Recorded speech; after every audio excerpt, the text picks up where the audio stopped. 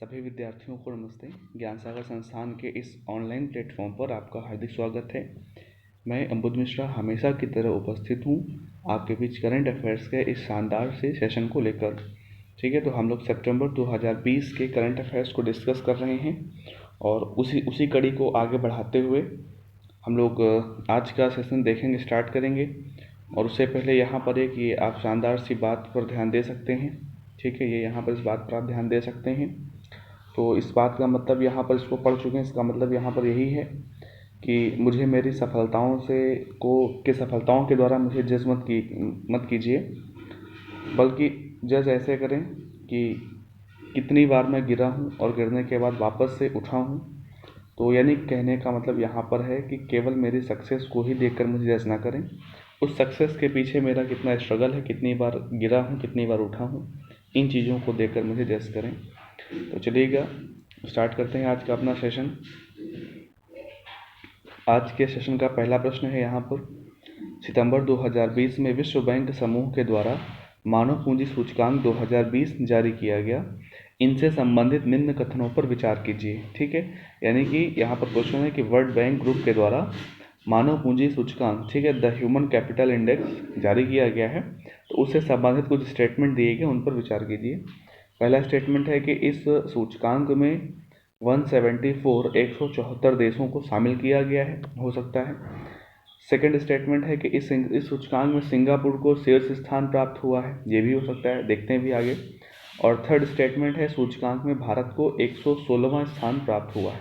ठीक है, क्या है कि सूचकांक में भारत को 116वां स्थान प्राप्त हुआ है। तो यहाँ पर क्या आंसर है जरा आप देखिएगा, गेस करिएगा।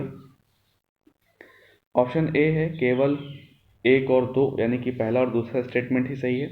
ऑप्शन बी है केवल second and third. Option C है केवल सेकंड, या फिर ऑप्शन डी है उपर्युक्त सभी। ठीक है, तो चलिएगा देखते हैं इसका आंसर। इसका आंसर है ऑप्शन डी। ठीक है, यानी कि उपर्युक्त सभी सारे स्टेटमेंट, जो तीन के तीनों स्टेटमेंट लिखे हैं इस इंडेक्स के बारे में, सूचकांक के बारे में, तो ये तीनों ही स्टेटमेंट सही हैं। यहाँ पर 174 कंट्री शामिल किए गए हैं, सिंगापुर को टॉप प्लेस प्राप्त हुआ है और भारत को 116वां स्थान प्राप्त हुआ। तो तीनों ही स्टेटमेंट सही हैं इस इंडेक्स के बारे में। देखते हैं कि लिखा हुआ कि सितंबर 2020 में वर्ल्ड बैंक समूह के द्वारा विश्व बैंक के द्वारा मानव पूंजी सूचकांक 2020 जारी किया गया। ठीक है, तो पहला आप यहाँ पर पॉइंट यही लिखेंगे, मानव पूंजी सूचकांक जारी किसने किया। ठीक है, पब्लिश बाई किसके द्वारा, वर्ल्ड बैंक। ठीक है, इस सूचकांक में कितने देश हैं, तो 174 देशों को शामिल किया गया। ठीक है, ये इसमें आप यहाँ पर लिखेंगे। इसके बाद यहाँ पर लिखा हुआ है कि कौन कौन से यानी यहाँ पर पैमाने हैं जिन पर ये सूचकांक को बनाया गया है। ठीक है, तो यहाँ पर लिखा हुआ है कि इसमें बच्चों के जीवित रहने की संभावना, ठीक है, स्वास्थ्य, शिक्षा जैसे पैमाने, ठीक है ना, बच्चों के जीवित रहने की संभावना है, हेल्थ है एंड एजुकेशन जैसे, यानी कि जो पैमाने हैं उन पैमानों पर इन 174 देशों का आकलन किया गया। और यहाँ पर एक चीज़ मैं और बताऊँ आपको कि ये जो है मार्च 2020 तक के आंकड़े यहाँ पर रखे गए हैं। ठीक है, इस इंडेक्स में मार्च 2020 तक के आंकड़े यहाँ पर रखे गए हैं। ठीक है, यहाँ पर लिखा हुआ है कि इससे पूर्व यह सूचकांक 2018 में जारी किया गया था, इसको भी आप लिख लीजिएगा। अब यहाँ पर जो है प्लेस लिखने हैं, कौन से देश का कौन सा स्थान है। ठीक है, तो अभी तक आपने क्या समझा कि कौन सी इंडेक्स है, किसके द्वारा जारी की गई है, कितने देशों को उसमें शामिल किया गया है, और इस इंडेक्स के पैमाने क्या हैं, कौन इन देशों को कौन कौन से पैमानों पर, कौन कौन से यानी कि मुद्दों पर यहाँ पर शामिल किए गए हैं, इस पर जो है इंडेक्स बनाई गई है। तो ये यहाँ पर आपके सामने लिखा हुआ है। अब यहाँ पर देखेंगे कि सिंगापुर को शीर्ष स्थान प्राप्त हुआ, यानी कि पहले स्थान पर 174 देशों में से पहला स्थान किसका, सिंगापुर का है। इसके पश्चात लिखा है कि हांगकांग को दूसरा स्थान है। ये जो यहाँ पर एशिया चीन, यानी कि चाइना जो है वो शासित हांगकांग कहते हैं। ठीक है, इसको चीन मत समझ लीजिएगा। तो दूसरे स्थान पर हांगकांग है और जापान क्या है, वो तीसरे स्थान पर। तो फर्स्ट सिंगापुर ऐसे आप लिखिएगा, सेकंड हांगकांग, थर्ड जापान। ठीक है, पूरी लैंग्वेज आपको नहीं लिखनी है।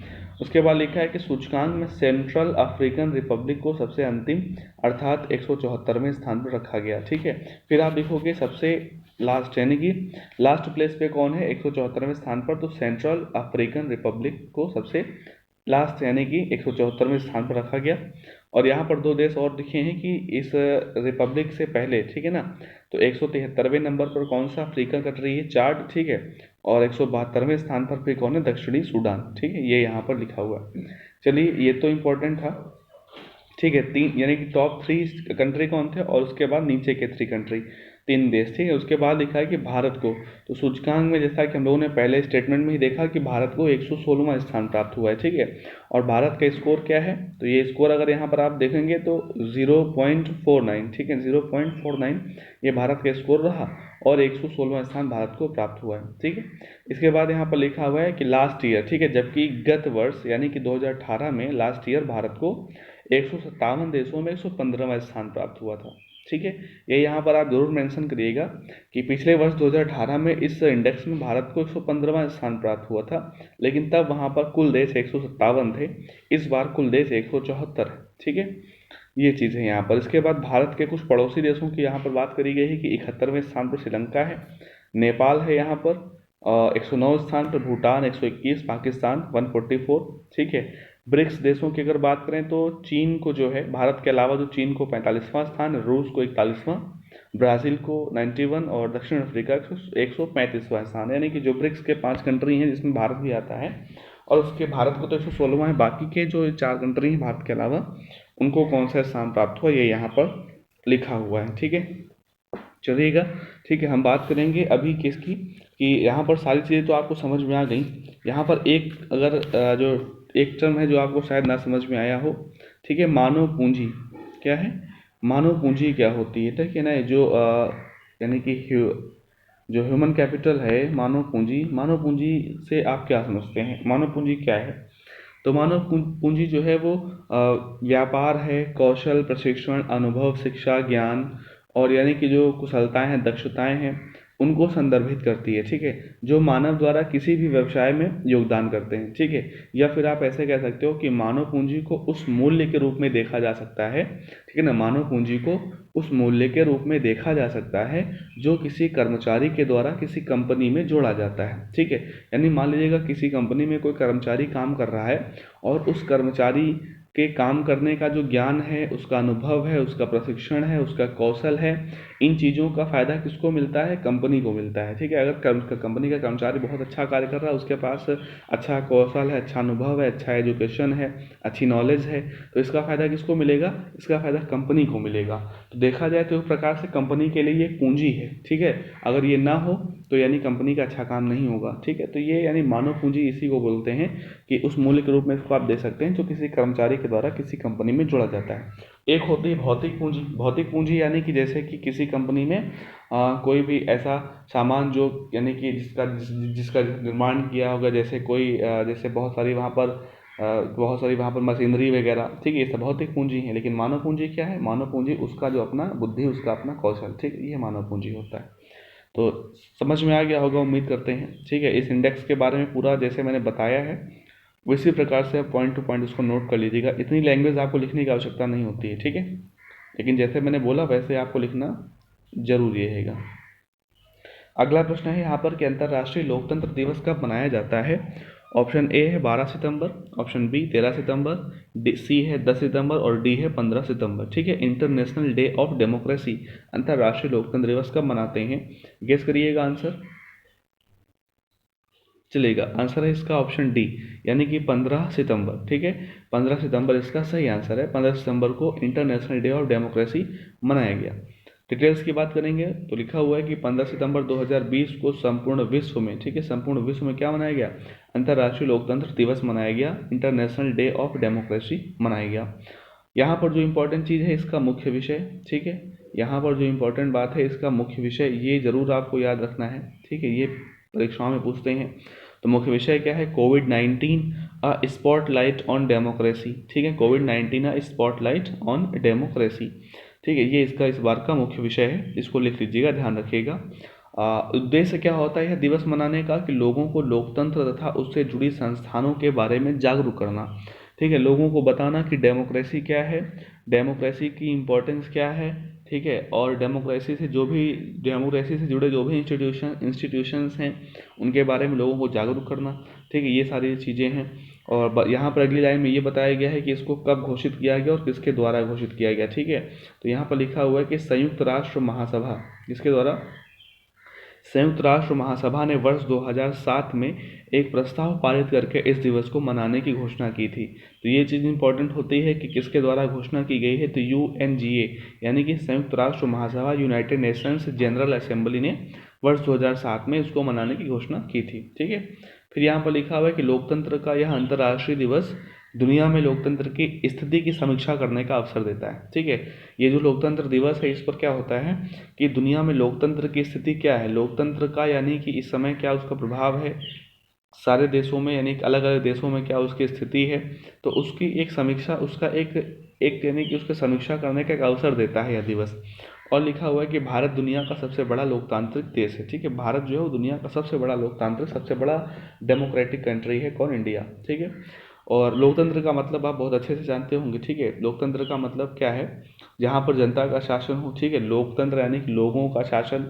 ठीक है, लोगों का शासन, यहाँ पर लोकतंत्र का मतलब होता है। लोगों का शासन के मतलब से ये नहीं होता है कि लोग शासन करने पहुँच जाएं। ठीक है, लोगों के शासन से मतलब ऐसा नहीं है कल ही को सारी जनता पहुँच जाए दिल्ली और वहाँ पर जो है सभी सांसदों को और प्रधानमंत्री को सबको वहाँ से हटा दे, कहते नहीं जनता का शासन होगा।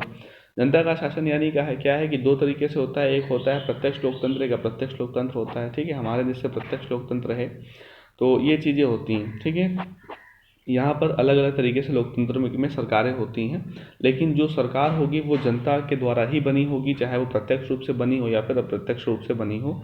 सरकार जो होगी वो जनता के द्वारा ही वहाँ पर बनी होगी। और इसी वजह से अब्राहम लिंकन, अमेरिका के एक पूर्व राष्ट्रपति, उन्होंने बोला हुआ था कि लोकतंत्र क्या है, तो लोकतंत्र जनता का, जनता के लिए, जनता द्वारा शासन है। ठीक है, यानी कि जनता का, जनता के लिए, जनता द्वारा शासन है। ठीक है, ये अब्राहम लिंकन जी की एक परिभाषा है, इसको आपने बहुत सुना होगा। ठीक है, चलिएगा, तो लोकतांत्रिक अंतर्राष्ट्रीय लोकतंत्र दिवस 15 सितंबर को, इस बार का मुख्य विषय क्या था, उद्देश्य क्या रहता है, कब और किसके द्वारा इसको घोषित किया गया। बाकी लोकतंत्र की परिभाषा आप जानते हैं, वो आपको लिखने की आवश्यकता नहीं होगी। ठीक है, इसी के साथ हम लोग बढ़ेंगे अपने प्रश्न संख्या 3 पर। 14 सितंबर 2020 को केंद्र सरकार ने किसे विश्व बैंक समूह में नए कार्यकारी निदेशक के रूप में नियुक्त किया हुआ है। ठीक है ना, तो भारत सरकार यानी केंद्र सरकार के द्वारा किसको विश्व बैंक समूह के नए कार्यकारी निदेशक के रूप में नियुक्त किया गया है, एग्जीक्यूटिव डायरेक्टर। ठीक है, option A Rajiv Kumar, option B Shaktikanta Das, option C Rajesh Khullar और ऑप्शन डी है सुभाष गर्ग। ठीक है, तो यहाँ पर जो सही आंसर है वो क्या है, गेस करिएगा। सही आंसर है ऑप्शन सी, राजेश खुल्लर। ये जो फोटो में आप व्यक्ति देख रहे हैं ये कौन है, ये राजेश खुल्लर हैं। ठीक है ना, इन्हीं को विश्व बैंक समूह में भारत की तरफ से कार्यकारी निदेशक नियुक्त किया गया हुआ है। आइए देखते हैं कुछ इसकी व्याख्या। तो वही बात लिखी हुई है कि केंद्र सरकार ने 14 सितंबर 2020 को वरिष्ठ IAS अधिकारी राजेश खुल्लर को वाशिंगटन DC स्थित विश्व बैंक समूह में नए कार्यकारी निदेशक के रूप में नियुक्त किया। ठीक है, यानी कि राजेश खुल्लर कौन है, तो एक वरिष्ठ IAS अधिकारी हैं। ठीक है, वरिष्ठ एक IAS अधिकारी हैं और इनको कहाँ पर नियुक्त किया गया है, विश्व बैंक समूह में नया कार्यकारी निदेशक। किसके द्वारा, केंद्र सरकार यानी भारत सरकार के द्वारा। और विश्व बैंक समूह कहाँ स्थित है, तो अच्छे से आप जानते हैं कि वर्ल्ड बैंक का हेडक्वार्टर वाशिंगटन DC में स्थित है। वही ये बात यहाँ पर लिखी हुई है कि वर्ल्ड बैंक जो कि वाशिंगटन DC में स्थित है, वहाँ पर उनको एग्जीक्यूटिव डायरेक्टर के रूप में अपॉइंट किया है, किसने, भारत सरकार ने। उनका कार्यकाल जो है यहाँ पर बता रहे हैं कि कितने साल का होगा, तो 3 वर्ष का कार्यकाल होगा, यानी कि 31 अगस्त 2023 तक का उनका कार्यकाल रहेगा राजेश खुल्लर का। ठीक है, लिखा है कि विश्व बैंक समूह में कार्यकारी निदेशक के रूप में वह भारत के अलावा बांग्लादेश, भूटान और श्रीलंका का प्रतिनिधित्व भी करेंगे। ठीक है, भारत के अलावा वो वर्ल्ड बैंक में बांग्लादेश, भूटान और श्रीलंका को भी वहाँ पर रिप्रेजेंट करेंगे। ठीक है, ये भी चीज़ आपको ध्यान रखनी है कि भारत के अलावा वह किन किन देशों को रिप्रेजेंट करेंगे वर्ल्ड बैंक में। ये क्वेश्चन अच्छा बन सकता है आपसे। ठीक है ना, कि राजेश खुल्लर को भारत सरकार ने विश्व बैंक समूह में कार्यकारी निदेशक नियुक्त किया, वह भारत के अलावा किन देशों का वहाँ पर प्रतिनिधित्व करेंगे। तो 3 देशों का एक यहाँ पर एक यानी बना होगा ग्रुप ऑप्शन में, उसको आपको पहचानना होगा, तो बांग्लादेश, भूटान और श्रीलंका। ठीक है, आगे लिखा हुआ है यानी कि ये राजेश खुल्लर के बारे में बता रहे हैं कि वह 1988 बैच के IAS अधिकारी, ठीक है, 1988 बैच के वो IAS अधिकारी हैं और वर्तमान में हरियाणा के मुख्यमंत्री के प्रधान सचिव हैं। ठीक है ना, यानी कि कार्यकारी निदेशक वर्ल्ड बैंक में बनने से पहले वो अभी तक वर्तमान में हरियाणा के जो चीफ मिनिस्टर हैं मनोहर लाल खट्टर, ठीक है ना, उनके वो प्रधान सचिव के रूप में कार्य कर रहे हैं।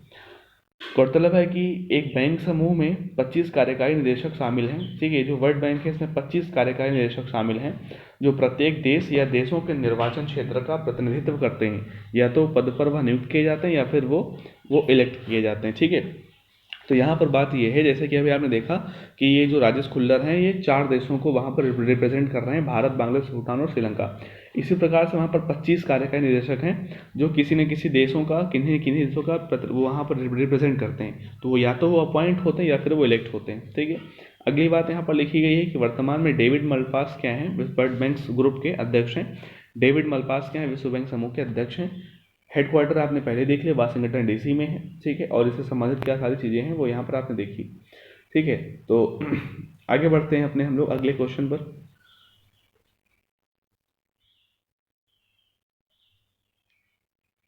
अगला क्वेश्चन हमारा यहाँ पर है 4 नंबर पर कि हाल ही में कब देश भर में 53वां इंजीनियर्स डे यानी कि अभियंता दिवस, इंजीनियर्स को हिंदी में क्या बोलते हैं, अभियंता। तो हाल ही में देश भर में कब इंजीनियर्स डे मनाया गया, वो भी कौन सा, 53 यानी कि 53वां इंजीनियर्स डे कब मनाया गया? 12 सितंबर 2020, 15 सितंबर 2020, 16 सितंबर 2020 या फिर 10 सितंबर 2020। तो आंसर आप गेस करिएगा। चलिए, सही आंसर है 15 सितंबर 2020 यानी कि ऑप्शन बी, ठीक है। 15 सितंबर 2020 ऑप्शन बी क्या है, इंजीनियर्स डे के रूप में मनाया गया भारत में। भारत में लिखा हुआ है कि वर्ष 1968 से हर साल 15 सितंबर को राष्ट्र के विकास में जो इंजीनियर्स हैं उनके योगदान को और उनकी भूमिका तय करने में उनका जो योगदान है उसको यानी कि उसको पहचान में लाने के लिए इंजीनियर्स दिवस के रूप में मनाया जाता है। यानी कि राष्ट्र के विकास में इंजीनियर्स की क्या भूमिका है उस चीज़ की इम्पोर्टेंस बताने के लिए 1968 से हर साल 15 सितंबर को इंजीनियर दिवस मनाया जाता है। ये 15 सितंबर को ही क्यों मनाते हैं, तो आगे बात यही यहाँ पर लिखी हुई है, ठीक है। अगली बात जो यहाँ पर आप देख रहे हैं यही लिखी हुई है कि यह दिन भारत के सबसे महान इंजीनियर सर मोक्षगुंडम विश्वेश्वरैया की जयंती का दिन है, जो सर एमवी के नाम से प्रसिद्ध हैं, ठीक है। तो ये जो कर्नाटक के में इनका जन्म हुआ था, किसका, सर मोक्षगुंडम विश्वेश्वरैया, ठीक है। ये क्या है, भारत के सबसे महान इंजीनियर हैं और इन्हीं की जयंती, इन्हीं के जन्मदिन यानी इनका जन्मदिन 15 सितंबर को होता है। और उसी के लिए उसी चीज़ को ध्यान में रख कर ये जो है 15 सितंबर को हर साल मनाया जाता है। लिखा हुआ है कि ये एक अच्छा क्वेश्चन बन सकता है। अगली लाइन में जो लिखा हुआ है कि सर एमवी को यानी कि विश्वेश्वरैया सर को फादर ऑफ मॉडर्न मैसूर, आधुनिक मैसूर के जनक के रूप में जाना जाता है, ठीक है। तो आपसे ऐसा ये क्वेश्चन आपका जीके टाइप का हो जाएगा कि पेपर में आपको लिखा हुआ मिल सकता है। चूंकि 15 सितंबर को क्या मनाया गया, इंजीनियर्स दिवस मनाया गया है। 15 सितंबर को क्यों मनाते हैं, क्योंकि सर मोक्षगुंडम विश्वेश्वरैया जी की जयंती भी होती है। तो इनके संबंध में क्वेश्चन बैकग्राउंड में आपसे पेपर में, अगर अभी हाल ही में कोई पेपर होता है 2 महीने में, तो हो सकता है आपसे पूछ ले कि आधुनिक मैसूर का जनक किसे कहते हैं। तो इसको कहते हैं मोक्षगुंडम विश्वेश्वरैया को कहते हैं, ठीक है। इसके अलावा यहाँ पर लिखा है कि उन्हें 1955 में भारत के निर्माण में उनके असाधारण योगदान के लिए उनको भारत रत्न से सम्मानित किया गया था, ठीक है। ये भी एक क्वेश्चन हो सकता है कि विश्वेश्वरैया साहब को जो है वो कब भारत रत्न प्राप्त हुआ था, तो 1955 में उनको भारत रत्न प्राप्त हुआ था। और इनका जन्म जो है विश्वेश्वरैया साहब का अगर आप देखें तो इनका जन्म कब हुआ था, कहाँ हुआ था, ठीक है। तो 15 सितंबर 1861, डेट तो आपको याद ही 15 सितंबर, इसी के बारे में बात चल रही इतनी देर से। 15 सितंबर 1861 को कहाँ पर, भारत के किस राज्य में, कर्नाटक राज्य से संबंधित हैं। ये भारत के राज्य कर्नाटक में इनका जन्म हुआ था, ये वहाँ से संबंधित हैं, ठीक है। तो आशा करते हैं समझ में आ गया होगा। बढ़ते हैं अपने प्रश्न संख्या 5 पर। ये 14 सितंबर 2020 को एडटेक कंपनी ग्रेट लर्निंग ने किस भारतीय क्रिकेटर को अपना ब्रांड एम्बेसडर नियुक्त किया हुआ है? Option A Rohit Sharma, option B Virat Kohli, option C KL Rahul, option D है श्रेयस अय्यर। तो आंसर गेस करिएगा। चलिए, ऑप्शन बी इसका सही आंसर है यानी कि विराट कोहली। तो विराट कोहली को ग्रेट लर्निंग ने अपना ब्रांड एम्बेसडर अपॉइंट किया हुआ है, ठीक है। तो ग्रेट लर्निंग क्या है, एक ऑनलाइन एजुकेशन प्लेटफॉर्म है, ठीक है। यहाँ पर देख लिखा power your career with PG progress from the world's best universities, ठीक है। चलिए देखते हैं आगे। ये देखिएगा विराट कोहली यहाँ पर आपको दिख रहे हैं, ठीक है। 14 सितंबर 2020 को एडटेक कंपनी ग्रेट लर्निंग ने भारतीय क्रिकेट टीम के कप्तान विराट कोहली को अपना ब्रांड एम्बेसडर नियुक्त किए जाने की घोषणा की है। कोहली इस ब्रांड के नवीनतम पावर अहेड अभियान, ठीक है, यानी कि इस कंपनी ने इसने एक नया जो है वो एक अभियान चलाया हुआ है, पावर अहेड। तो उस अभियान का नेतृत्व करेंगे विराट कोहली। ठीक है, यहाँ पर बता रहे हैं कि ग्रेट लर्निंग एक ऑनलाइन लर्निंग प्लेटफॉर्म है जो मुख्य रूप से कृत्रिम बुद्धिमत्ता यानी कि जो AI, आर्टिफिशियल इंटेलिजेंस और मशीन लर्निंग पर केंद्रित है। ठीक है, ये चीज़ यहाँ पर देख लीजिएगा। तो ग्रेट लर्निंग के ब्रांड एम्बेसडर अभी हाल ही में कौन से क्रिकेटर बने हुए हैं? तो विराट कोहली। और वो इस कंपनी के, इस ब्रांड के जो इसका नवीनतम एक अभियान है, कौन सा, पावर अहेड, उसका ये लीडरशिप करेंगे, उसका नेतृत्व करेंगे। ठीक है, चलिएगा आगे बढ़ेंगे। प्रश्न संख्या 6 पर लिखा हुआ अली खान, ये जो फोटो में व्यक्ति आप देख रहे हैं, ये कौन है? ये है अली खान। तो कह रहे हैं कि अली खान IPL में शामिल होने वाले पहले अमेरिकी खिलाड़ी बने हैं। उन्हें IPL की किस फ्रेंचाइजी टीम में शामिल किया गया है? जो IPL स्टार्ट हो रहा है, ठीक है ना, इंडियन प्रीमियर जो लीग है, IPL स्टार्ट हो रहा है, तो उसमें पूछ रहा है कि शामिल होने वाले पहले अमेरिकी खिलाड़ी कौन बन गए हैं? अली खान। अभी तक कोई भी अमेरिका का कोई भी खिलाड़ी जो है वो IPL में नहीं खेलता था, ये पहले हैं। तो IPL की कौन सी टीम में उनको शामिल किया गया है? ऑप्शन ए है Chennai Super Kings, B Mumbai Indians, C Royal Challengers Bengaluru और डी है कोलकाता नाइट राइडर्स। ठीक है, तो यहाँ पर सही आंसर क्या है, गेस करिएगा। चलिएगा, सही आंसर बताते हैं आपको, ऑप्शन डी यानी कि Kolkata Knight Riders. Kolkata Knight Riders जो है उसमें अली खान शामिल हुए हैं, पहले अमेरिकी खिलाड़ी हैं। देखते हैं क्यों, कैसे, क्या है डिटेल्स। तो IPL की franchise team Kolkata Knight Riders ने 29 वर्षीय तेज गेंदबाज, ठीक है, पहली चीज़ तो अली खान क्या है? बॉलर है, गेंदबाज हैं और फास्ट बॉलर हैं। ठीक है, तेज गेंदबाज अली खान को हैरी गर्नी के स्थान पर टीम में शामिल किया है। ठीक है, अब यहाँ पर बात देखिएगा कि ये किसके स्थान पर आए हैं? तो ये हैरी गर्नी के स्थान पर आए हैं। हैरी गर्नी कहाँ के हैं? इंग्लैंड के हैं। और हैरी गर्नी को कंधे में चोट लगी, इसके कारण वो IPL से क्या होगा? IPL से वो बाहर हो गए हैं। तो उनके स्थान पर अमेरिकी खिलाड़ी अली खान को कोलकाता नाइट राइडर्स में शामिल किया गया। लिखा हुआ अली खान IPL में शामिल होने पहले अमेरिकी खिलाड़ी हैं। ठीक है, अली CPL 2020 में त्रिनबागो नाइट राइडर्स की टीम में शामिल थे। ठीक है, तो ये जो है अली बांग्लादेश प्रीमियर लीग और पाकिस्तान सुपर लीग में भी खेल चुके हैं। ठीक है, लेकिन IPL में खेलने वाले वो पहले अमेरिकी खिलाड़ी हैं, ऐसा यहाँ पर बताया गया। ठीक है, समझ में आ गया होगा, नोट कर लिया होगा। छोटा सा क्वेश्चन है, इसमें बहुत ज़्यादा नोट करने वाला पॉइंट्स नहीं है। किस टीम में शामिल हुए, उस टीम में किसके स्थान पर आए हैं, बस यही यहाँ पर आपको लिखना है। ठीक है, ऑप्शन प्रश्न संख्या 7, विश्व रोगी सुरक्षा दिवस कब मनाया जाता है? ठीक है, कौन सा? विश्व रोगी सुरक्षा दिवस, वर्ल्ड पेशेंट सेफ्टी डे, कब मनाया जाता है? ऑप्शन ए 15 सितंबर, ऑप्शन बी 16 सितंबर, ऑप्शन सी 12 सितंबर या फिर ऑप्शन डी 17 सितंबर। ठीक है, सही आंसर गेस करिएगा। जी, सही आंसर है ऑप्शन डी यानी कि 17 सितंबर। कौन सा दिवस है? विश्व रोगी सुरक्षा दिवस। ठीक है, वर्ल्ड पेशेंट सेफ्टी डे कब मनाते हैं? हर साल 17 सितंबर को मनाया जाता है। ये यहाँ पर आप फोटो में देख रहे हैं। ठीक है, अब इसके बारे में बात करते हैं हम लोग। 17 सितंबर 2020 को संपूर्ण विश्व में विश्व रोगी सुरक्षा दिवस, वर्ल्ड पेशेंट सेफ्टी डे मनाया गया।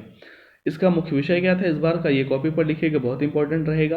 ठीक है, मुख्य विषय, थीम इस बार की क्या थी इस दिवस की? तो health worker safety a priority for patient safety. ठीक है ना, तो health worker safety a priority for patient safety. ठीक है, ये इसका क्या है? 2020 का मुख्य विषय, इसको लिख लीजिएगा, इंपॉर्टेंट है। यहाँ पर लिखा हुआ है कि इस दिवस को मनाने का जो स्लोगन रहता है, वो स्लोगन क्या है? स्लोगन है कि safe health workers safe patient. ठीक है ना, तो अगर हेल्थ वर्कर सेफ हैं तो पेशेंट भी सेफ हैं। ठीक है, ये सारी यहाँ पर बात लिखी गई। इस दिवस को मनाने का उद्देश्य क्या होता है? तो रोगी सुरक्षा के बारे में जागरूकता बढ़ाना इसका उद्देश्य होता है। आगे लाइन में लिखा हुआ है कि इसको किसके द्वारा और कब घोषित किया गया? तो लेखनीय कि मई 2019 में 72वीं विश्व स्वास्थ्य सभा में प्रतिवर्ष 17 सितंबर को इस दिवस को मनाने की घोषणा की गई थी। ठीक है, तो ये जरूर लिखिएगा कि कब और किसके द्वारा, कहाँ पर? तो विश्व स्वास्थ्य सभा में इसको मनाने की घोषणा की गई थी। तो 72वीं स्वास्थ्य सभा थी, मई 2019 में इसका आयोजन हुआ था। उसी में अनाउंस किया गया था कि 17 सितंबर को हर साल विश्व रोगी सुरक्षा दिवस मनाया जाएगा। अगला लाइन यहाँ पर लिखी हुई, अगली लाइन की गौरतलब है कि असुरक्षित देखभाल के कारण, ठीक है, पेशेंट की यानी कि सुरक्षित देखभाल ना होने के कारण यानी कि एक सेफ केयर उनकी ना होने से क्या होता है कि प्रत्येक वर्ष 134 मिलियन प्रतिकूल घटनाएं निम्न एवं मध्यम आय वाले देशों के अस्पतालों में घटित होती हैं, जिसके परिणाम स्वरूप 2.6 मिलियन मौतें हो जाती हैं। ठीक है, यहाँ पर ये बता रहे हैं कि देखभाल सही ना होने के कारण इतनी डेथ हो जाती हैं। ठीक है, यहाँ पर आंकड़ा दिया गया। और यहाँ पर आप देखें तो इसको मनाने का जो है वो WHO इसको यानी कि बनाता है। ये यहाँ पर जो मैंने बताया था ना स्लोगन जो पढ़ा था हम लोगों ने, safe health worker safe patient, तो यहाँ पर स्लोगन लिखा हुआ है। और ये जो है speak up for health worker safety, ये वर्ल्ड पेशेंट सेफ्टी डे। ठीक है, ये यहाँ पर सब ऐसा लिखा हुआ है, समझ में आ गया होगा आपको। बढ़ते अपने अगले प्रश्न संख्या 8 पर, जो कि लिखा हुआ है कि सितंबर 2020 में यूनिसेफ इंडिया ने किस बॉलीवुड अभिनेता को बच्चों के अधिकारों के लिए चलाए जा रहे अभियान फॉर एवरी चाइल्ड के लिए अपना सेलिब्रिटी एडवोकेट बनाया। ठीक है, तो यूनिसेफ का जो एक यानी जैसे कि एक तो यूनिसेफ है पूरी यानी कि वर्ल्ड वाइड काम करेगी, और उसके बाद हर देश में उसका एक एक कार्यालय है। ठीक है, इसका ऑफिस है, जैसे कि UNICEF India, UNICEF Australia, UNICEF Britain, UNICEF जो है अमेरिका, यूनिसेफ कनाडा, ऐसे करके यानी ऑफिसेज हैं उसके। ठीक है, तो यूनिसेफ इंडिया ने कौन से बॉलीवुड अभिनेता को बच्चों के अधिकारों के लिए चलाए जा रहे एक अभियान फॉर एवरी चाइल्ड के लिए अपना सेलिब्रिटी एडवोकेट बनाया? अक्षय कुमार, ऑप्शन बी आयुष्मान खुराना, सी है सलमान खान और डी शाहरुख खान। तो गेस करिएगा answer. Option B Ayushmann Khurrana. ठीक है, आयुष्मान खुराना से इससे पहले भी इसके पहले वाले वीडियो में भी एक किसी कंपनी का एक समूह का, ठीक है, एक संगठन का आयुष्मान खुराना को एम्बेसडर बनाया गया था। ठीक है, उसको भी आप पढ़ लीजिएगा, ध्यान रखिएगा, नोट्स में आपके पास लिखा होगा। तो आयुष्मान खुराना जो है इस समय 2-3 क्वेश्चंस को लेकर, 2-3 बातों को लेकर काफ़ी चर्चा में रहे। तो आयुष्मान खुराना के बारे में भी थोड़ी जानकारी आप पढ़ सकते हैं। ठीक है, बढ़ते हैं आप डिटेल्स में। तो आयुष्मान खुराना को आप अच्छे से पहचानते हैं, फोटो में दिख रहे हैं आपको ये। ठीक है, सितंबर 2020 में यूनिसेफ ने बॉलीवुड अभिनेता आयुष्मान खुराना को बच्चों के अधिकारों के लिए चलाए जा रहे अभियान फॉर एवरी चाइल्ड, ठीक है ना, फॉर एवरी चाइल्ड के लिए अपना सेलिब्रिटी एडवोकेट बनाया है। वह भारत में इस अभियान के लिए कार्य करेंगे। किस अभियान के लिए? तो फॉर एवरी चाइल्ड के लिए कार्य करेंगे। वह बच्चों के खिलाफ हिंसा को रोकने के लिए यूनिसेफ के प्रयासों का समर्थन करेंगे। यानी यूनिसेफ जो बच्चों के खिलाफ हिंसा को रोकता है, तो उस जो यूनिसेफ के प्रयास हैं, जो उसके कार्य हैं, उनका समर्थन करेंगे कौन? ये अभिनेता आयुष्मान खुराना। लिखा हुआ है कि वर्तमान में विशेष रूप से कोविड-19 महामारी के कारण हुए सामाजिक आर्थिक बदलावों के फलस्वरूप बच्चों के खिलाफ हिंसा और दुरुपयोग का खतरा बढ़ गया है। ठीक है, ये फोटो थोड़ा एक्स्ट्रा इस पर यानी कि इस लाइन पर कवर हो गई है, लेकिन समझ में आ रहा है कि फलस्वरूप बच्चों के खिलाफ हिंसा और दुरुपयोग का खतरा बढ़ गया है। ठीक है, कोविड-19 के टाइम पर। तो एक अभियान है for every child, UNICEF India ने इसको चलाया है, यूनिसेफ ने। तो यानी ये क्या है? बच्चों के अधिकारों के लिए अभियान ये यूनिसेफ ने स्टार्ट किया हुआ है। ठीक है, तो यूनिसेफ की अगर बात करें, ठीक है, अगर हम लोग यूनिसेफ की बात करें तो यूनिसेफ की स्थापना जो है वो कब हुई थी? 11 दिसंबर 1946। ठीक है, यूनिसेफ की स्थापना कब हुई थी? तो 11 दिसंबर 1946 में यूनिसेफ की स्थापना हुई थी। यूनिसेफ का हेडक्वार्टर अगर बात करें कहाँ पर है, तो हेडक्वार्टर यूनिसेफ का है न्यूयॉर्क, अमेरिका के न्यूयॉर्क शहर में है। ठीक है, अब वहीं पर स्थापना भी हुई थी और वहीं पर हेडक्वार्टर है। ठीक है, चलिएगा यूनिसेफ के बारे में अगर कुछ और बात करें, यूनिसेफ इंडिया के बारे में, तो यूनिसेफ इंडिया की एम्बेसडर कौन सी अभिनेत्री हैं अगर आप देखोगे? ठीक है, प्रियंका चोपड़ा। ठीक है, प्रियंका चोपड़ा क्या है? तो यूनिसेफ इंडिया की एम्बेसडर है। ठीक, यूनिसेफ इंडिया के लिए वो कार्य करती हैं, उसकी एम्बेसडर है प्रियंका चोपड़ा। और यूनिसेफ इंडिया की यूथ एम्बेसडर कौन है? तो एक नाम आपने बहुत सुना होगा, हिमा दास।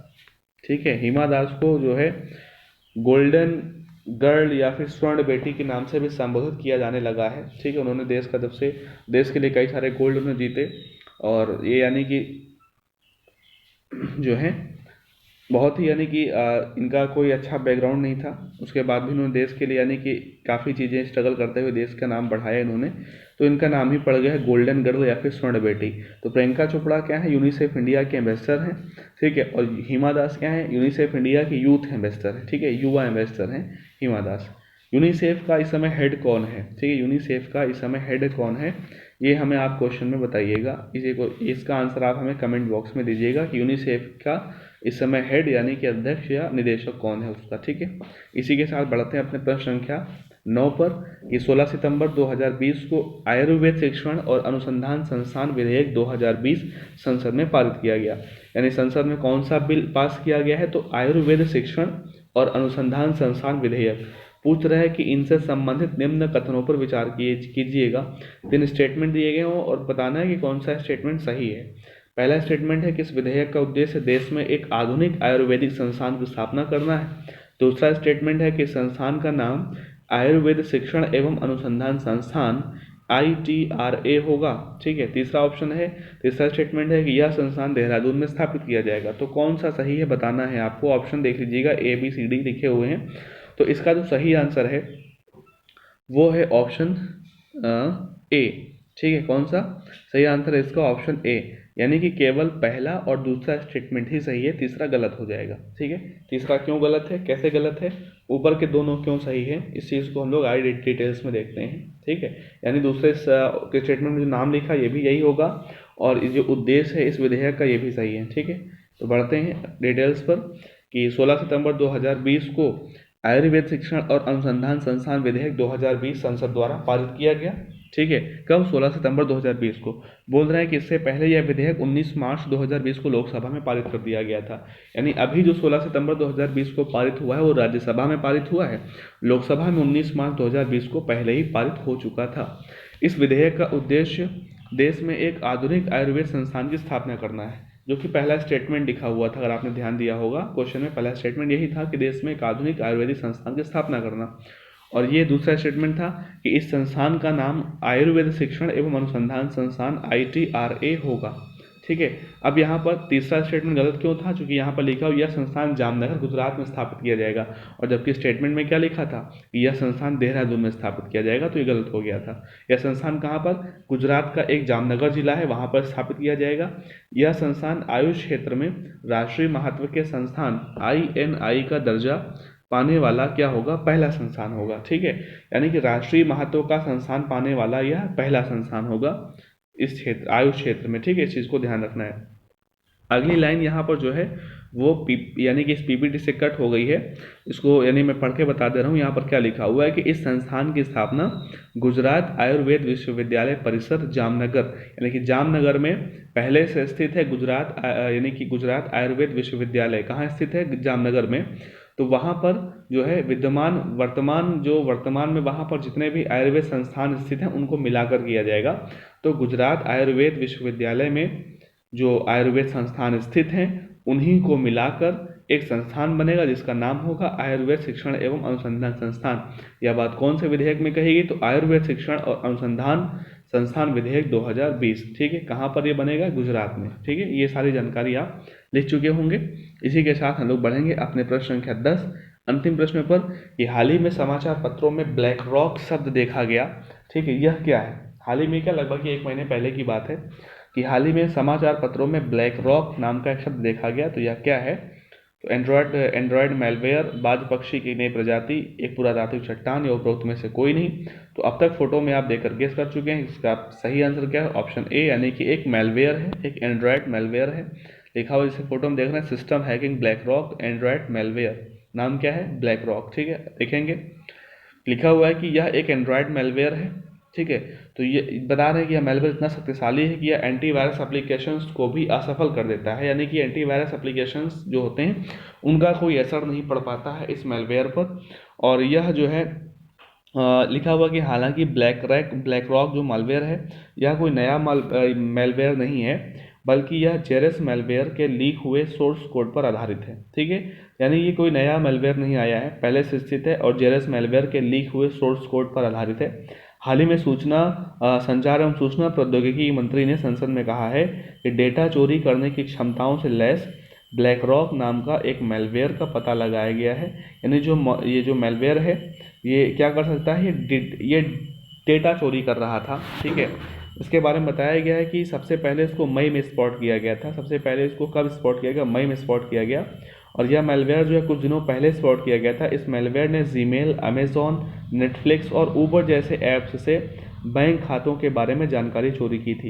यानी जो है जीमेल जैसे एप्लीकेशन है, जीमेल, अमेजॉन, नेटफ्लिक्स, ऊबर, इतने बड़े बड़े एप्लीकेशंस पर इसका जो है अटैक हुआ और उन ऐप्स के माध्यम से ग्राहकों के बैंक खातों की डिटेल्स जो है इसने चोरी की थी, हैक करी थी। बता रहे हैं कि इस मैलवेयर ने कुल लगभग 337 एंड्रॉयड ऐप्स को अपना शिकार बनाया था, यानी कि बड़ी संख्या में एप्लीकेशंस को इसने अटैक किया था और उनसे लोगों के बैंक डिटेल्स, पर्सनल डिटेल्स निकालने की कोशिश की थी। तो ब्लैक रॉक क्या है, एक मैलवेयर है, इसको ध्यान रखना है, ठीक है। सबसे पहले मई में ये स्पॉट किया गया था। चलिएगा, आज का सेशन जो है यहीं समाप्त होता है। सारे प्रश्न जो है 10 प्रश्न थे यहाँ पर और ये सारे प्रश्न इंपॉर्टेंट थे आज के, ठीक है। तो सेशन ख़त्म करेंगे यहीं पर और इसको जो है वीडियो को अच्छे से देखिएगा, ठीक है। नोट्स ज़रूर बनाइएगा साथ में और वीडियो को लाइक और शेयर ज़रूर करिएगा। अधिक से अधिक इसको लाइक करें, अधिक से अधिक शेयर करिएगा, ठीक है। जितना ज़्यादा आप लोग इसको लाइक और शेयर करेंगे उतना अच्छा जो है हम लोग आपके लिए कर पाएंगे। और इसी के साथ आज का सेशन अपना समाप्त करते हैं। तब तक अगले सेशन में मिलेंगे हम लोग अपने अगले सेशन में अल्टरनेट डेज पर जैसे मिलते हैं। तब तक के लिए अपना ध्यान रखिएगा, स्वस्थ रहिएगा, मस्त रहिएगा। धन्यवाद।